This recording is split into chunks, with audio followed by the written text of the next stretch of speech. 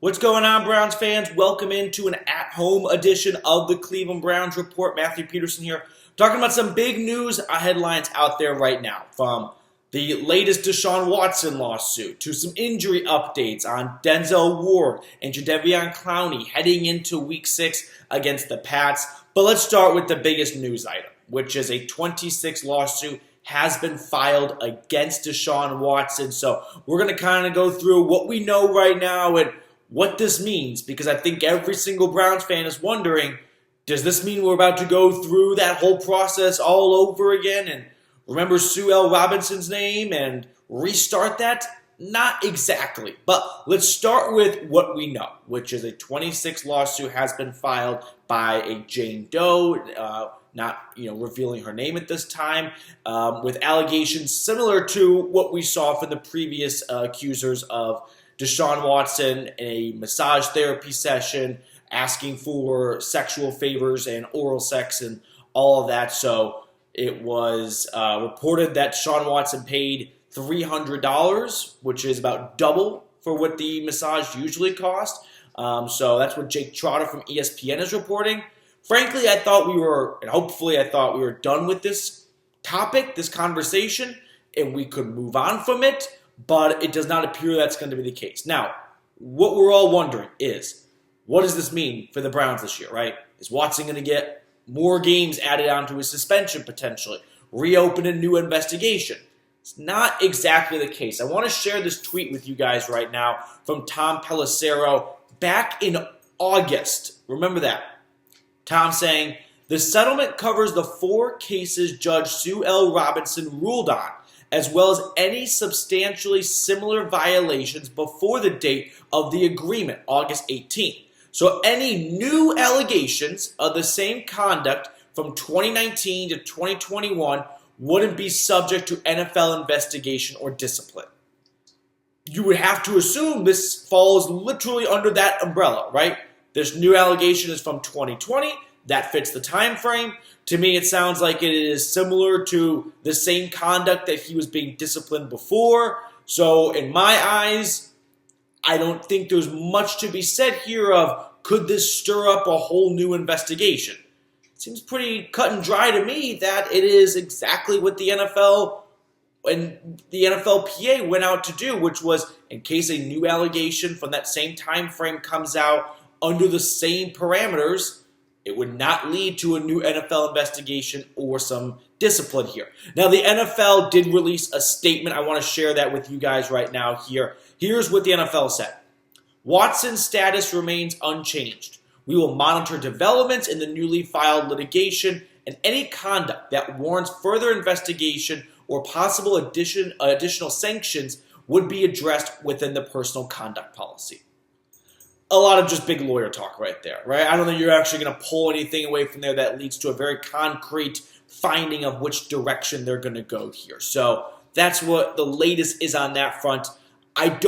Just going off of that, I think you have to assume there won't be anything new that stems from this.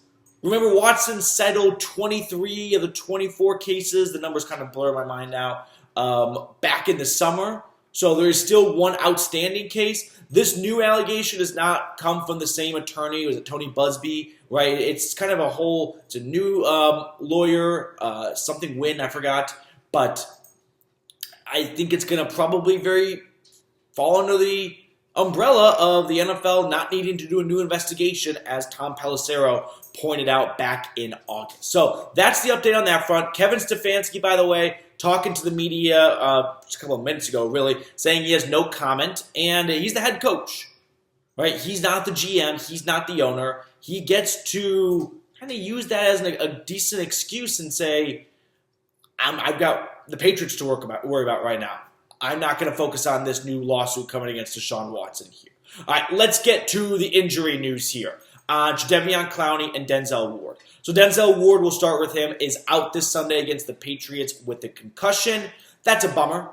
I know Ward has not had a very good season so far, but him missing time is not going to lead to him getting you're right, back on track. I don't buy that at all. I also don't buy, give him a week off and hopefully he comes back next Sunday looking a bit sharper. No, I don't buy that whatsoever either. All right, as for Jadeveon Clowney, this is a little bit more interesting because with Clowney, he played last Sunday.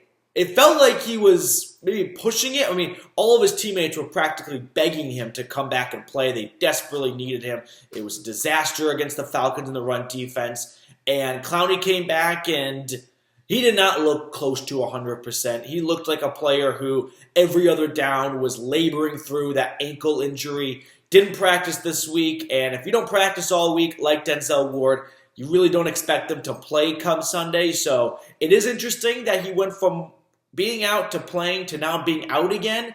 And it makes you wonder, with the NFL trade deadline coming up, is Andrew Berry going to feel a little bit more pressure to strike another deal? If Clowney is not going to be very healthy for the remainder of the season, because ankle injuries, they don't go away after 1 or 2 weeks. They can really linger, depending how severe it is, for 4 to 6 weeks. So I know there's been chatter about Robert Quinn from the Bears. With the way he's played this year compared to last year, 18.5 sacks a year ago, just 1 sack so far this year. I don't think he is going to be, or the Bears are really going to be in a spot to ask for a high price. At the end of the day, I don't think the Browns are going to pull the trigger on a trade, in my opinion. I just don't think that's something Andrew Berry is looking to do at a spot where, when healthy, they're 100% on. And is he really going to give up a decent draft asset for, I wouldn't say a rental, but not a full-time starter when healthy?